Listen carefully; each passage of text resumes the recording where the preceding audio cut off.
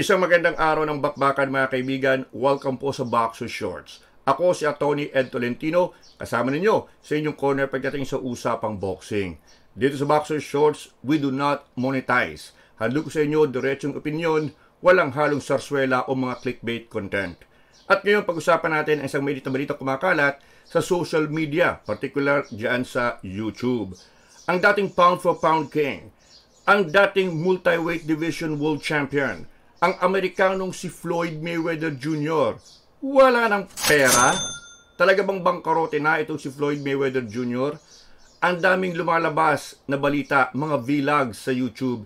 Karamihan po dito ay fake news o clickbait titles lamang. Yung mga video halatang halata, manipulated, retokado. Yung larawan kung saan umani nakaposa si Floyd Mayweather at humaharap sa isang judge sa isang korte. Ito po'y base sa isang kaso noong 2011 pa involving Mayweather at ang kanyang ex-wife na si Josie Harris. Suma total, iyon ay problema tungkol sa isang pribadong relasyon ni Floyd Mayweather Jr. Walang relasyon yung mga larawan na yon doon sa problemang pinansyal na muli kinakaharap ngayon ni Floyd Mayweather Jr. Mga kaibigan, meron pong batas sa Amerika. Ang batas na ito ang opisyal na magsasabi kung ang isang individual tulad ni Mayweather ay may pera pa o wala. Kailangan i-discuss ko sa inyo itong batas na ito sapagkat ito ang mananaig. Ito ang magdedetermine kung talagang bangkarote na si Floyd Mayweather Jr. Kaya samahan niyo ako sa ating balitaktakan tungkol dito sa financial status ni Mayweather. May pera o wala na itong si Mayweather? Alamin natin dito lamang sa Boxer Shorts. At nagbabalik ang Boxer Shorts mga kaibigan. Heto't pag-usapan natin ang mga balita na umuni may problemang pinansyal itong si Floyd Mayweather Jr. Alam nyo, hindi na bago sa ating pandinig ang mga balita kung saan ang boksingero umano ay nabangkorote sa pagtatapos ng kanyang karera. Siguro out of 10 world champions, 7 or 8 ended up bankrupt at the end of their careers. Paano ba naman itong mga boksingerong ito? Hindi naman nakapag-aral ng mga ayos at naloko lamang ng kanilang mga manager, promoter, or agents. Sa kasagsagan ng kanilang kasikatan, waldas dito, waldas doon. Pumapasok sa mga negosyo, wala naman silang sapat na kaalaman. Panay ang suporta sa mga barkada, kaibigan, kamag-anak. Sa pagtatapos ng karera, wala na itago para sa kanyang sarili. Ang daming mga babaeng inanakan. Sa pagtatapos ng kanyang karera, walang pambayad doon sa kanyang mga anak o sa kanyang mga asawa. Yan po ang problema ng mga boksingero. Si Joe Louis, may higit na isang dekadang world champion sa heavyweight division. Sa pagtatapos ng kanyang karera, walang naitagong pera. Hinahabol na siya ng IRS. Ito po yung equivalent ng BIR sa atin for back taxes. Nung mamatay si Joe Louis, ang nagbayad halos ng kanyang panglibing ay ang kanyang dating rival, si Max Schmeling ng Germany. Si Evander Holyfield, sa kasagsagan ng kanyang karera, ang laki ng mansion niya doon sa Atlanta. Grabe, ang laki. Ngayon, nakatira na lamang sa isang apartment. At hindi babayaran yung mga child support sa dami ng kanyang inanakan na babae. Si Mike Tyson, in 2003 mga kaibigan, idiniklara na wala ng pera o bankrupt ng isang korte. Yung kanyang kinitang mahigit $400 million na wala na parang bula. Although si Mike Tyson ngayon, nakaka-recover na paunti-unti, pero hindi na siya kasing yaman nung dati. So ganyan po ang sitwasyon na kinakaharap ni Floyd Mayweather Jr. May mga balitang pumapalaot na siya ay bangkarote na.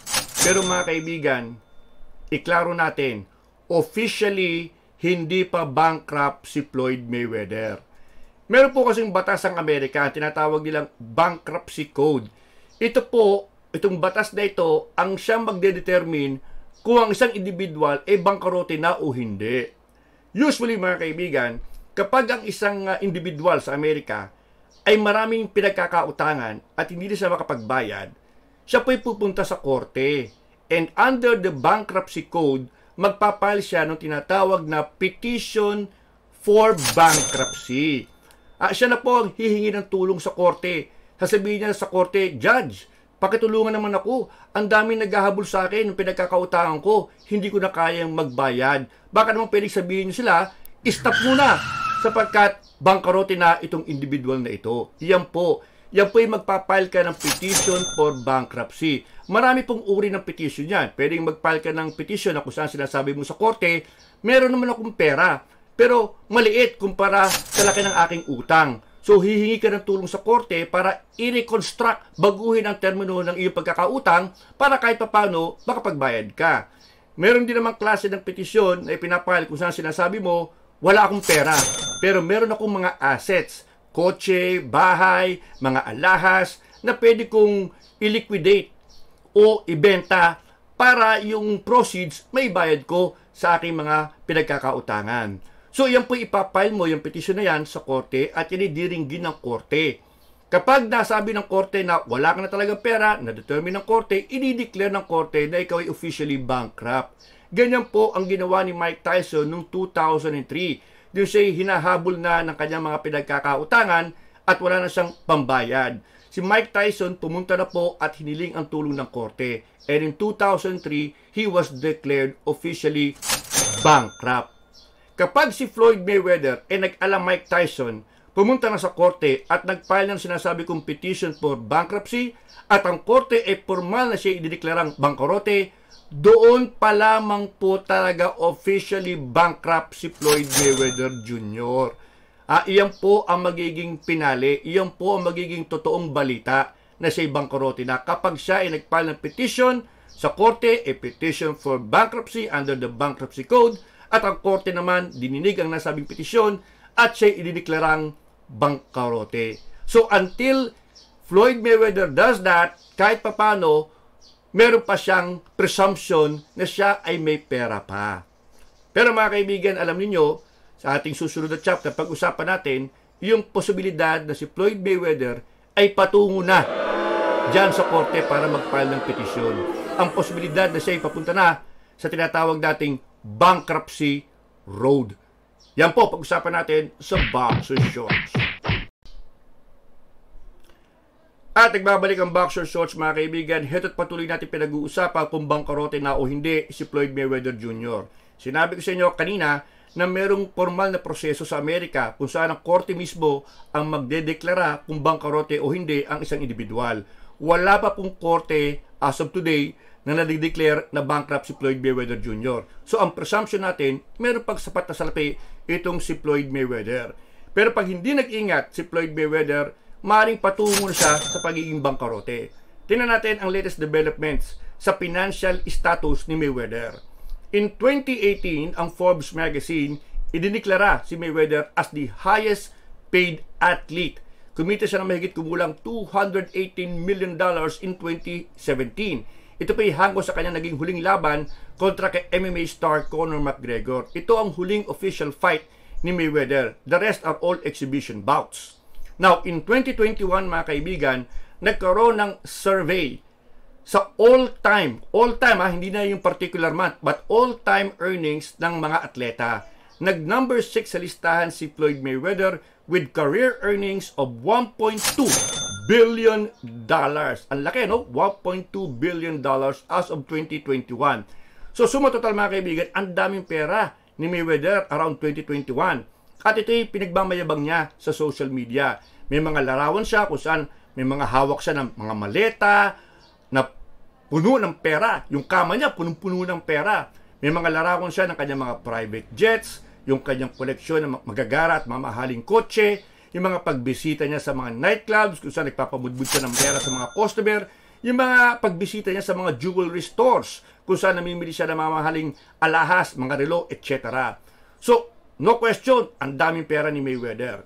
Now, pagdating noong 2022 mga kaibigan, medyo nag-iba na ang figura. Noong 2022, kinasuhan si Floyd Mayweather for crypto scam. Kasama ni Kim Kardashian, ni Paul Pierce. Pero in fairness naman, naabsuelto si Mayweather. Wala daw kasalanan si Mayweather doon sa alleged crypto scam. Pero 2 years later, in 2024, nagsisimula ng magbenta ng ari-arian itong si Floyd Mayweather Jr. Noong September 2024, ibinenta niya yung kanyang Beverly Hills mansion sa California. And then that same year, nagbenta rin siya ng kanyang mansion sa Florida. So nakita nyo, unti-unti na siyang nagbebenta ng mga assets. Pero hindi porke nagbebenta ka, hindi ibig sabihin bangkarote ka. let's say, napakarami mong bahay, hindi mo naman nabibisita lahat, di syempre, sobre yan eh. Ibebenta ko na lang, kesa naman hindi kumikita at walang napapakinabangan. So, hindi ibig sabihin na siya bangkarote na. Pero yun nga ang senyales, mga kaibigan, sabi ng iba. Now, para patunayan na hindi pa siya bangkarote, mga kaibigan, late last year, late 2024, mga kaibigan, ipinagbayabang ni Floyd Mayweather na siya'y bumili ng sandamukal na building dyan sa Manhattan, New York, kung saan magtatayo daw siya ng mga low-cost housing. Ang total na gastos ni Mayweather dito is an estimated 400 plus million. At ito raw po ang pinakamalaking real estate investment sa New York at the time, mga kaibigan. Pero lumalabas na 1 month after making that announcement na siya bumili ng malaking real estate sa New York, lumalabas, wala pang pagpapalit ng ownership. Ibig sabihin, totoo bang binili mo? Bakit wala pa sa pangalan mo? Yan po ang kine-question ng ilang mga real estate experts dyan sa New York. Kaya sabi nila, baka naman scam yan. Baka naman pakulo mo lang yan. Sapagkat wala pang pagpapalit ng ownership. Kung talagang nabili mo yan, dapat nasa pangalan mo niya ang mga nasabing properties. So, iyan po ang mga nagsisimulang questionable transaction ni Floyd Mayweather Jr. And then, in early 2025, mga kaibigan, early 2025, nag-rebelde na. Nagreklamo na yung mga empleyado ni Floyd Mayweather Jr. doon sa kanyang gym sa California. Umunoy hindi sila nababayaran ng kanilang sweldo. At sila ay magpapal daw umuno ng kaso kay Mayweather for violations ng California Labor Code. So, ayan, nagpuputo ka na, mga kaibigan. Also, late last year, meron ding isang jewelry store na nagfile ng kaso kay Floyd Mayweather. Ikailang kaso na ito ng mga jewelry store na nagpapile ng kaso kay Mayweather sapagkat hindi naman ata nababayaran yung mga mamahaling relo kasama ng Rolex na binili ni Floyd Mayweather. So lumalabas na ang mga sinasabi nating bitak dito sa yaman ni Floyd Mayweather Jr. So iyan, mga kaibigan, ang mga latest developments. So far, sabi ko nga, wala pang formal na deklarasyon sa korte. Pero based on the latest news, mga kaibigan, yung dokumentado at totoong balita, mukhang kailangan ingatan ni Floyd Mayweather ang kanyang yaman. Sapagkat kung hindi, ay patungo siya doon sa pagiging bangkarote. Yan, mga kaibigan, ang ating latest assessment o analysis sa financial status ni Floyd Mayweather. Alam nyo, meron akong gustong i-share na quote sa inyo. Ito'y galing kay promoter Don King. Ang sabi ni Don King, "When you start counting your money, it means you ain't got none." Sa Tagalog, mga kaibigan, ang ibig sabihin nito ay ganito. Kapag ikaw ay nagsimulang magbilang ng pera, yun ang panahon na kukunti na lamang ang pera mo o wala ka ng pera. Kasi pag marami kang pera, hindi ka nagbibilang. Bigay dito, bigay doon. Pero pag iyong binunot ang iyong pitaka at biglang tininan mo ang laman, bigla ka nagbilang, ito ay dahil kukunti na lamang ang perang natitira sa iyo o maaring wala na. So, ayan, mga kaibigan. Sabi nga po natin, it's not how much you made when the sun was still, shining, mainit pa. It's how much you save for the rainy days that really matter. Pakaingatan po ninyo ang inyong mga ipon sapagkat pag tayo ay tumanda at nangailangan, kinakailangan meron kang reserbang pondo. At yan po ang buod ng ating Boxer Shorts, mga kaibigan. Naway naliwanagan kayo sa issue tungkol dito sa umuli balitang bangkorote na si Floyd Mayweather. Ako po si Atty. Ed Tolentino, muli nagpapaalala, walang personalan, bungtalan lang.